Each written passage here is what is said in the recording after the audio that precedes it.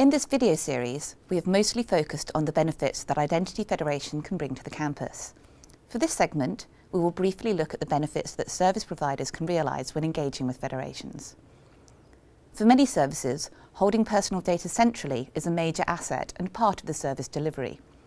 Social media services are built on the knowledge base that companies can build up about an individual user and form part of the services that they offer back to that user.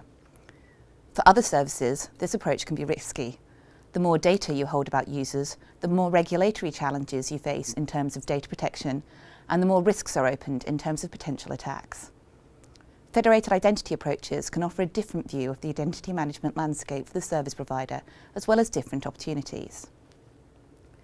One of the main reasons that a service provider may choose to use a federated identity via the campus, rather than, say, let users log in via a social media account, is the unique information that the campus holds about users.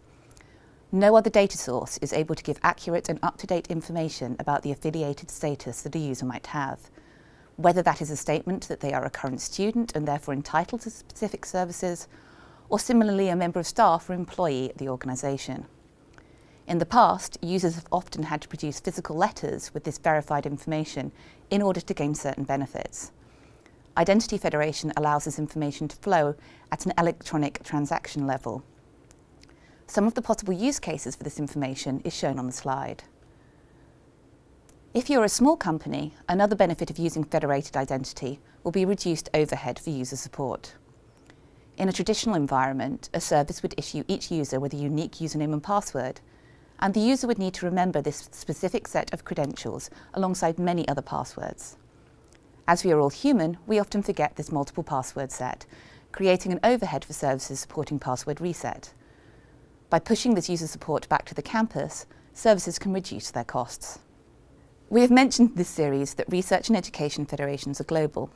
As well as sharing information between participants within a specific regional or sector federation, many identity federations go even further by sharing information via an inter-federation service known as EduGain.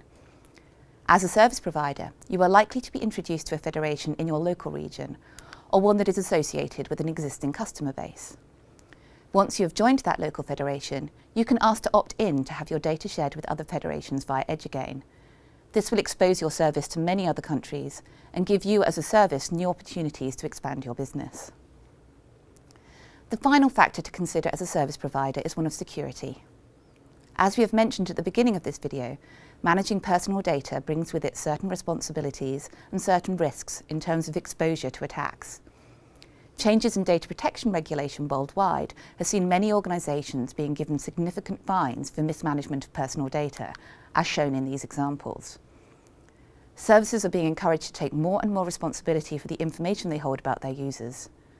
By minimising the amount of data held about users locally and allowing campuses to take on a trusted role in managing this data, service providers are reducing risks and possible costs to their service model.